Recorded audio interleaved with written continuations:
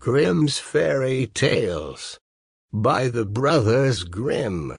The story of the youth who went forth to learn what fear was.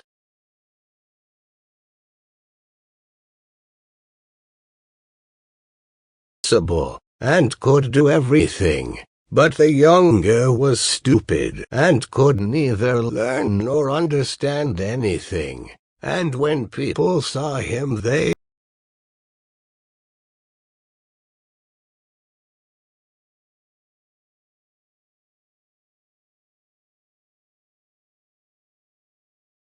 do it. But if his father bade him fetch anything when it was late, or in the night time, and the way led through the churchyard, or any other dismal place, he answered, "Oh, no, father."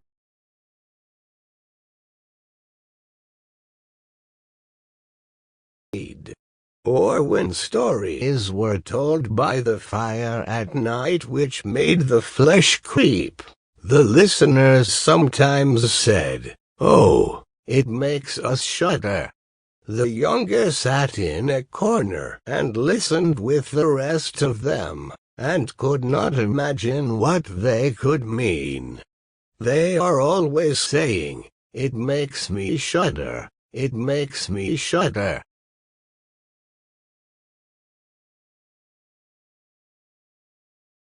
Must be an art of which I understand nothing.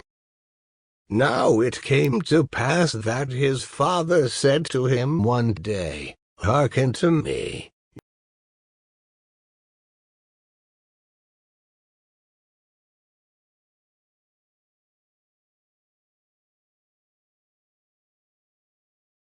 Look how your brother works, but you do not even earn your salt." "Well, father," he replied, "I am quite willing to learn something indeed. If it could but be managed, I should like to learn how to shudder. I don't understand that at all yet." The elder brother smiled when he heard that, and thought to himself,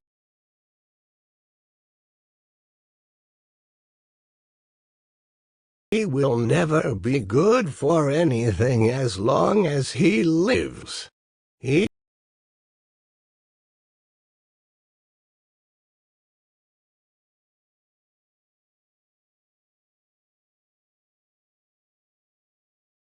But it is to shudder, but you will not earn your bread by that.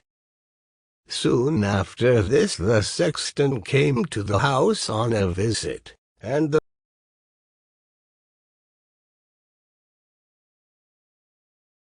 was so backward in every respect that he knew nothing and learned nothing.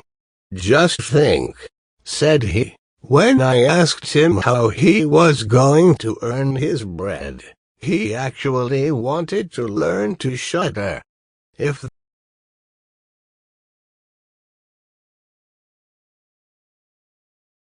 send him to me, and I will soon polish him." The father was glad to do it, for he thought, "It will train the boy a little." The sexton therefore took him into his house, and he had to ring the church bell. After a day or two, the sexton awoke him at midnight, and bade him arise and go up into the church tower and ring the bell. "You shall soon learn what shuddering is," thought he, and secretly went there before him. And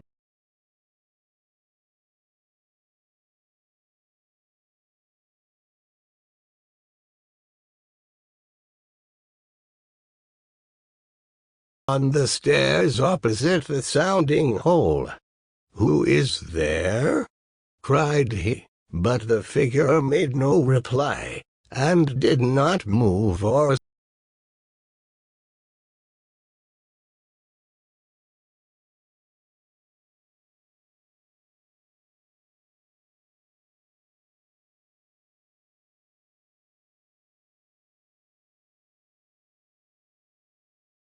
he was a ghost. The boy cried a second time. "What do you want here? Speak if you are an honest fellow, or I will throw you down the steps." The sexton thought, "He can't mean to be as bad as his words," uttered no sound and stood as if he were made of stone. Then the boy called to him for the third time, and as that was also to no purpose, he ran against him and pushed the ghost down the stairs, so that it fell down the 10 steps and remained lying there in a corner. Thereupon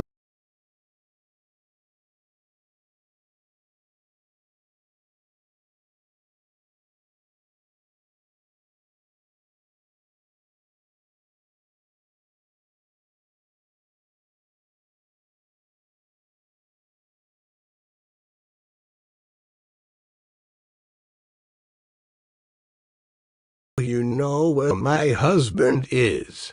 He climbed up the tower before.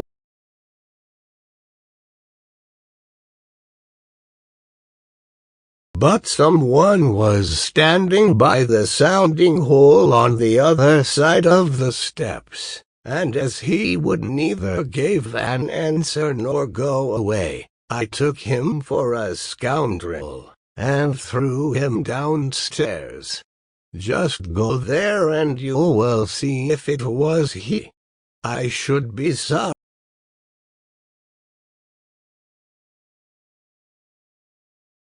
Was lying moaning in the corner, and had broken his leg. She carried him down, and then with loud screams she hastened to the boy's father. "Your boy," cried she, "has been the cause of a great misfortune. He has thrown my husband down the steps, so that he broke his leg. Take the good-for-nothing fellow out of our house." The father was terrified, and ran thither and scolded the boy. "What wicked tricks are these?" said he. "The devil must have put them into your head." "Father," he replied, "do listen to me. I am quite innocent. He was standing there by night like one intent on doing evil. I did not know who it was, and I entreated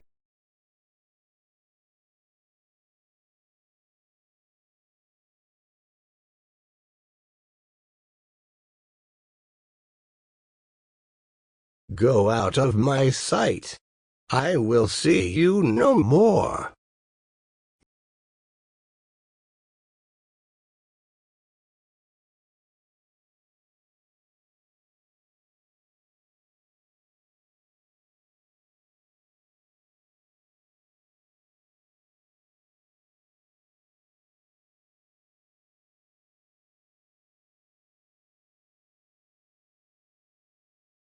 Came to me. "Here are $50 for you. Take these and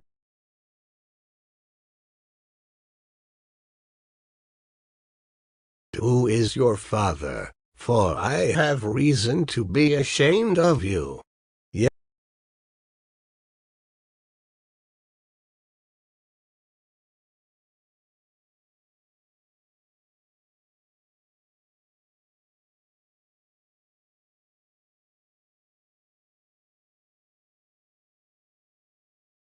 Into his pocket, and went forth on the great highway, and continually said to himself, "If I could but shudder! If I could but shudder!" Then a man approached who heard this conversation, which the youth was holding with himself, and when they had walked a little farther to where they could see the gallows, the man said to him, "Look, there is the tree where 7 men have married the rope makers."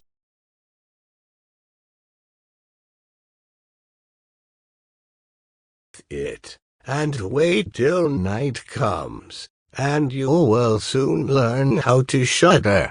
"If that is all that is wanted," answered the youth, "it is easily done.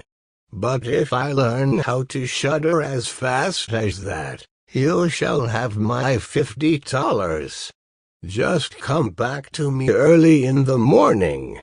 Then the youth went to the gallows, sat down beneath it, and waited till evening came. And as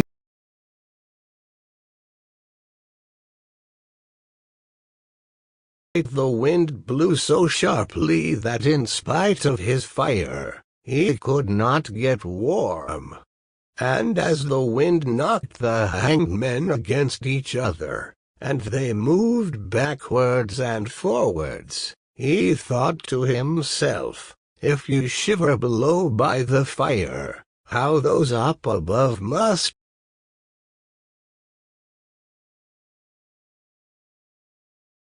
Raised the ladder, and climbed up, unbound one of them after the other, and brought down all 7.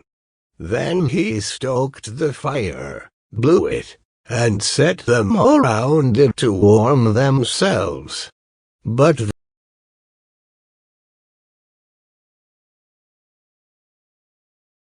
so he said, "Take care, or I will hang you up again." The dead men, however, did not hear, but were quite silent, and let their rags go on burning. At this he grew up.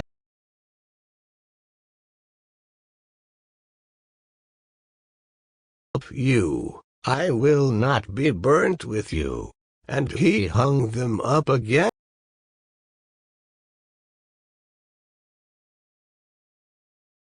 And fell asleep, and the next morning the man came to him and wanted to have the $50, and said, "Well, do you know how to shudder?" "No," answered he. "How should I know? Those fellows up there did not open their mouths, and were so stupid that they let the few old rags which they had on their bodies get burned."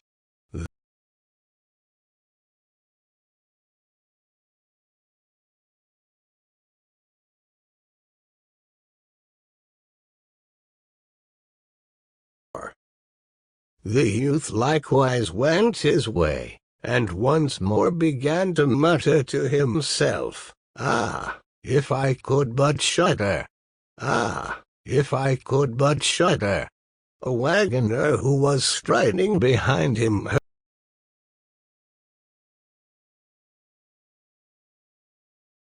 heard the youth. Then the wagoner asked, "From whence do you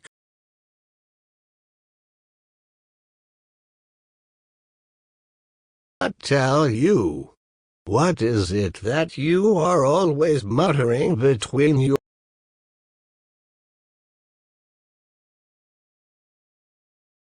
"Would shudder, but no one can teach me how." "Enough of your foolish chatter," said the wagoner. "Come, go with me. I will see about a place for you." The youth went with the wagoner, and in the evening they arrived at an inn where they wished to pass the night. Then at the entrance of the parlor the youth again said quite loudly, "If I could but shudder! If I could but shudder!" The host who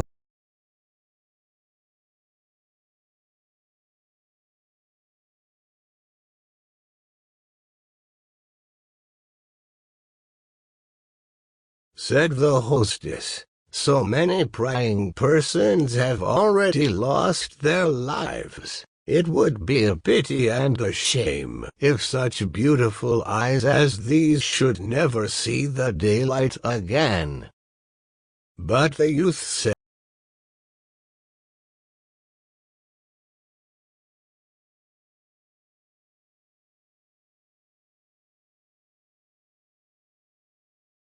"No rest. until the latter told him that not far from thence stood a haunted castle where anyone could very easily learn what shuddering was, if he would but watch in it for 3 nights. The king had promised that he who would venture should have his daughter to wife, and she was the most beautiful maiden the sun shone on.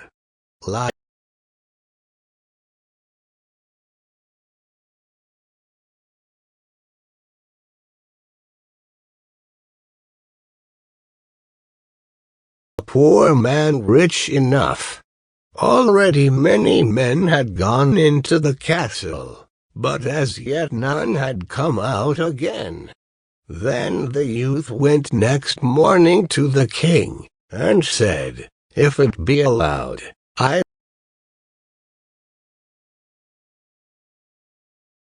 The king looked at him, and as they may ask for 3 things to take into the castle with you, but they must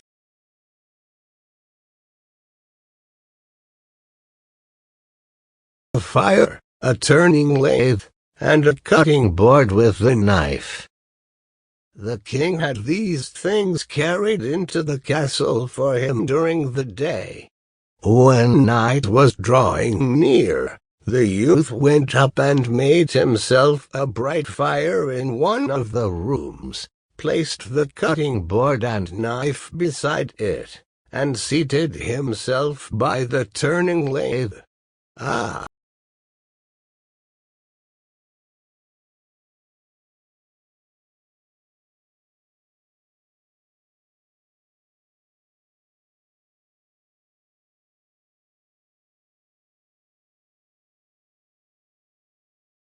Corner, oh, mio!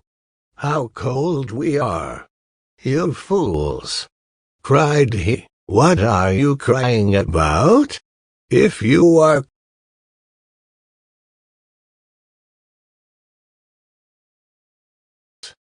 And when he had said that, 2 great black cats came with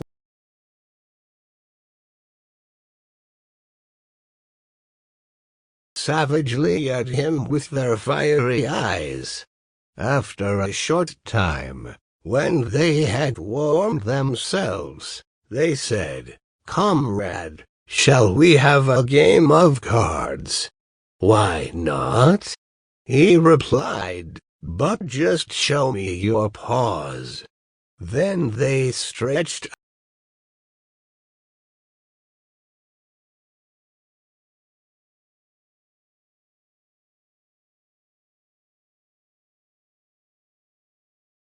He seized them by the throats, put them on the cutting board and screwed their feet fast. "I have looked at your fingers," said he, "and my fancy for card-playing has gone." And he struck them dead and threw them out into the water. But when he had made away with these 2, and was about to sit down again by his fire, out from every hole and corner came black cats and black dogs with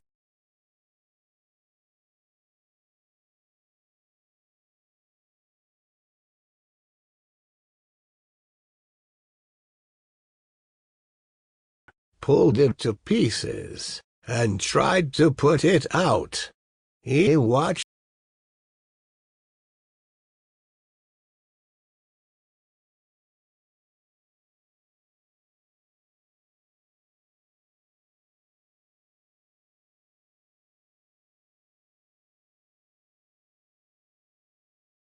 ran away. The others he killed, and threw out into the fish pond.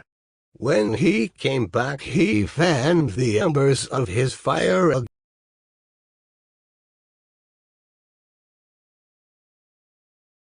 would keep open no longer, and he felt a desire to sleep. Then he looked round and saw a great bed in the corner. "That is the very thing for me," said he, and got into it. When he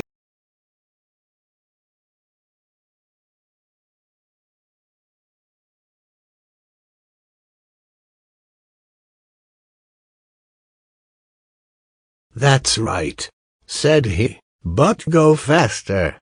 Then the bed rolled on as if 6 horses were harnessed to it, up and down, over thresholds and stairs, but suddenly hop, hop, it turned over upside down, and lay on him like a mountain. But he threw quilts and pillows up in the air, got out and said,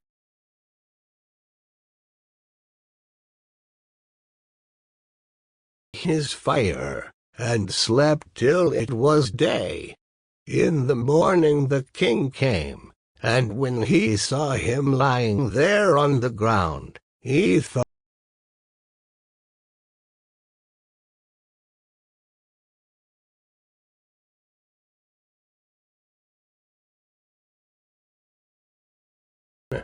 the youth heard it, got up, and said, "It has not come,"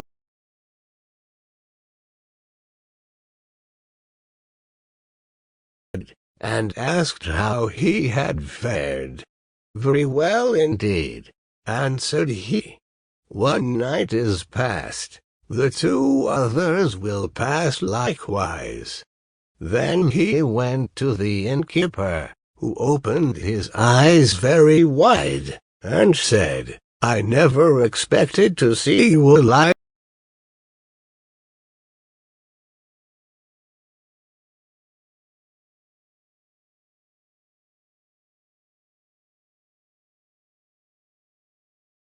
The second night he again went up into the old castle.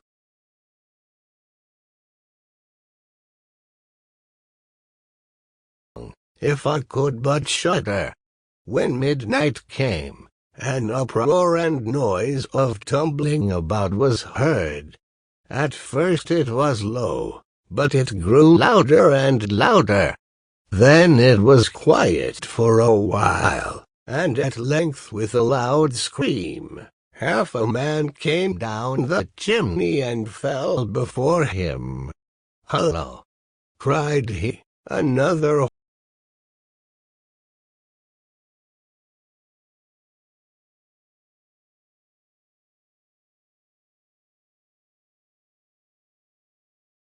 half fell down likewise." "Wait," said he, "I will just stoke up the fire a little for you." When he had done that and looked round again, the 2 pieces were joined together, and a hideous man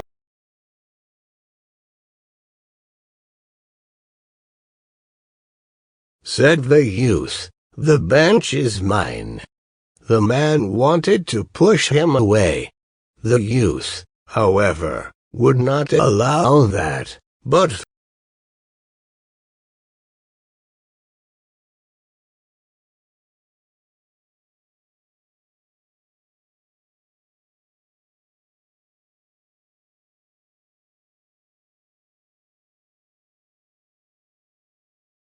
and set them up and played at 9 pins with them. The youth also wanted to play and said, "Listen you, can I join you?"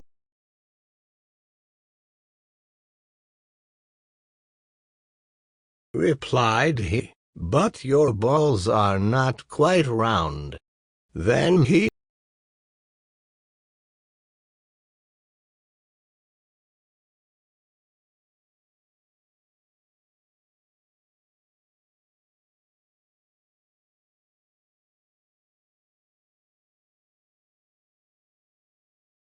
of his money, but when it struck 12, everything vanished from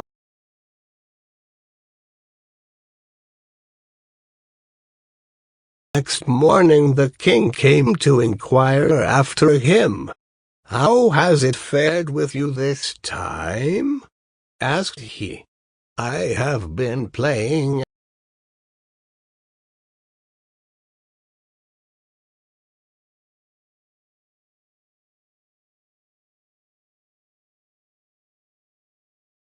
I have had a wonderful time.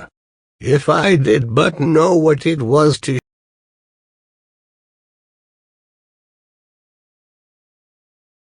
said quite sadly, if I could but shudder.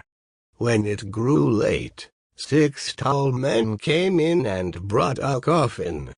Then he said, "Ha, ha, that is certainly my little cousin, who died only a few days ago."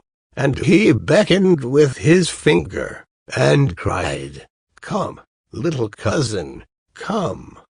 They placed the coffin on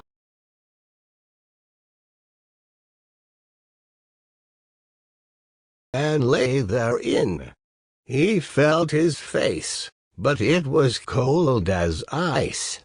"Wait," said he, "I will warm you a little," and went to the fire, and warmed his hand and laid it on the dead man's face, but he remained cold.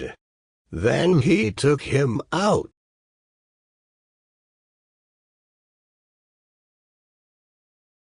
and rubbed his arms that the blood might circulate again. As this also did no good, he thought to himself, "When 2 people lie in bed together, they warm each other," and carried him to the bed, covered him over and lay down by him. After a short time,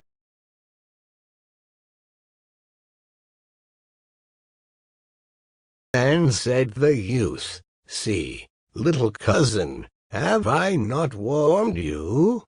The dead man, however, got up and cried,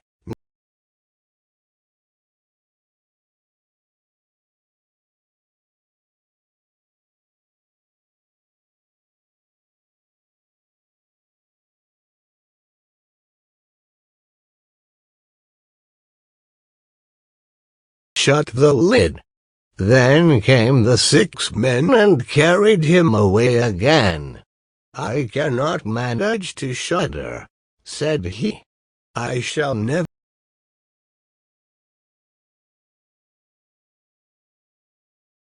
Who was taller than all others, and looked terrible. He was old, however, and had a long white beard. "You wretch," cried he, "you shall soon learn what it is to shudder, for you shall die." "Not so fast," replied the youth. "If I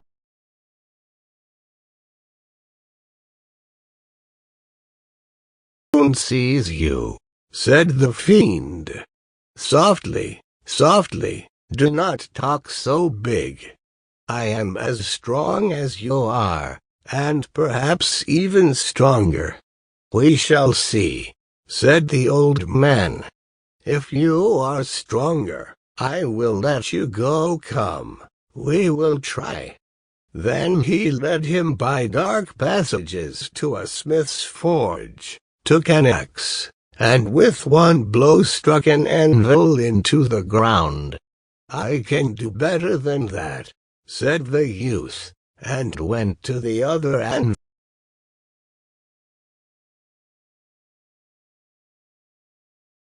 and his white beard hung down. Then the youth seized the axe,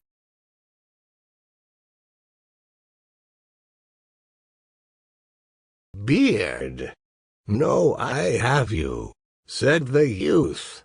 "No, it is your turn to die." Then he seized an iron bar and beat the old man till he moaned and entreated him to stop,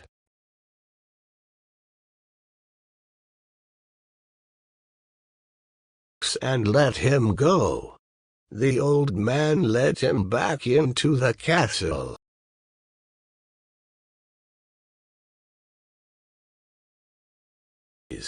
Said he, "One part is for the poor, the other for the king."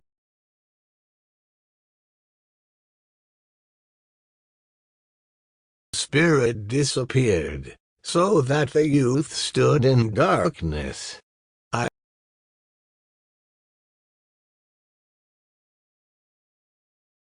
about, found the way into the room, and slept there by his fire. Next morning the king came and said, "No, you must have learnt what shuddering is." "No," he answered. "What can it be?" "My dead cousin was here, and a bearded man came and showed me a great deal of money down below, but no one told me what it was to shudder." "Then," said the king, "you have saved the castle, and shall marry my daughter. That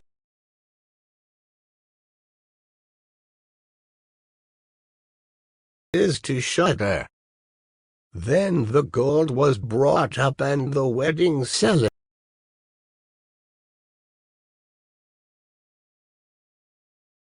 And however happy he was, he still said always, "If I could but shudder, if I could but shudder."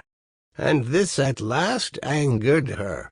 Her waiting maid said, "I will find a cure for him."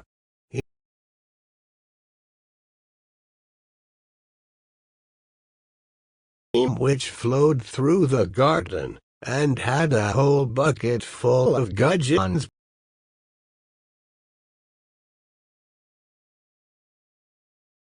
Wife was to draw the clothes off him and empty the bucket full of cold water with the gudgeons in it over him, so that the little fishes would sprawl about him.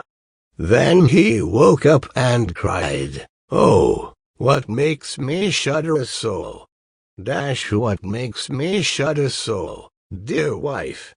Ah, now I know what it is to shudder."